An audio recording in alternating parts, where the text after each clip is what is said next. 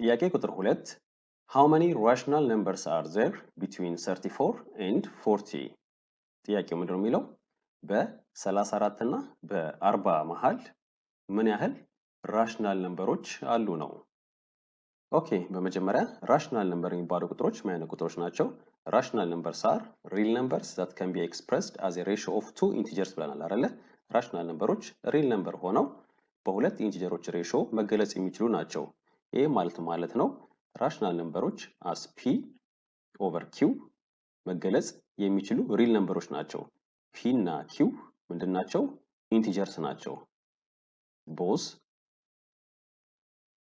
p እና q ኢንቲጀር ናቸው። በተጨማሪም q ደግሞ ዲፈረንት ፍሮም ዜሮ ነው። ለምን? ዲቪዥን ባይ ዜሮ አንዲፋይንድ ስለሆነ ማለት ነው። ስለዚህ የምንፈልገው ምንድነው ማለት ነው? በ34 እና በ40 መሃል as a ratio of two integers መገለጽ የሚችሉ የቁጥሮች ብዛት ነው ማለት ነው።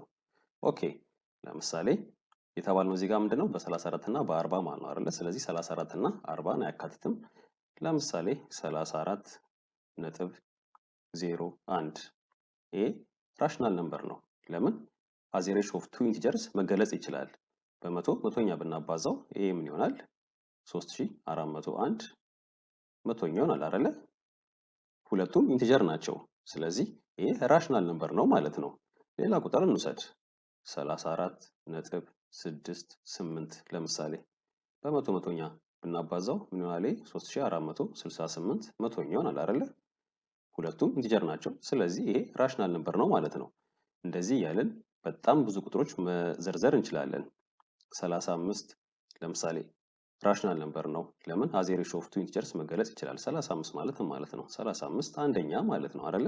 ስለዚህ ራሽናል ነምበር ነው ማለት ነው 35 35.8 35.9 39 let's say 6028 ይሄ ራሽናል ነምበር ነው። as a ratio of two integers መገለጽ ይችላል።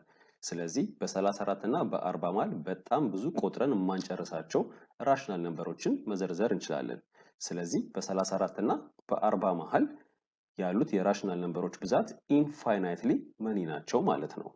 ስለዚህ መልሳችን ሲ ይሆናል ማለት ነው። ኢንፋይናይትሊ መኒ።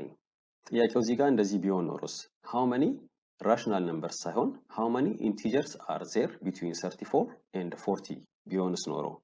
ኦኬ ኢንቲጀርስ የሚባሉ ቁጥሮች ሪል ነምበር ሆነው ዴሲማል እና ፍራክሽናል ፓርትን የማያካቱ ናቸው አይደለ? ስለዚህ በ34 እና በ40 መሃል ያሉት ኢንቲጀሮች ምን ይሆኑ ነበረ? እዚህ ጋር 34 እና 40 አያካትም አይደል? በሁለቱ መሃል ነው የተባለው ቢትዊን። ስለዚህ ከ34 ቀጥሎ ያለው ኢንቲጀር 35 ነው። ዜን 36 አለን፣ 37፣ 38፣ 39 ያው 40 አያካትም። ስለዚህ ጥያቄው how many integers ቢሆን ኖሮ ስንት ነበር የሚሆነው? 1 2 3 4 5 ይሆን ነበር። 5 ኢንቲጀሮች አሉን ማለት እንችል ነበር እና መልሱ ኤ ይሆን ነበር። የዚህ ጥያቄ ዋናው ዓላማው ምንድነው? በራሽናል ነምበር እና በኢንቲጀሮች መካከል ያለውን ልዩነት እንድታውቁ ነው። ኢንቲጀርስ ቢሆን ኖሮ መልሳችን 5 ይሆን ነበር። ግን የጠየቅነው ራሽናል ነምበርስ ነው። ሶ ኢንፋይናይትሊ መኒ ራሽናል ነምበርስ ነው ያለን ማለት ነው በ34 እና በ40 መሃል።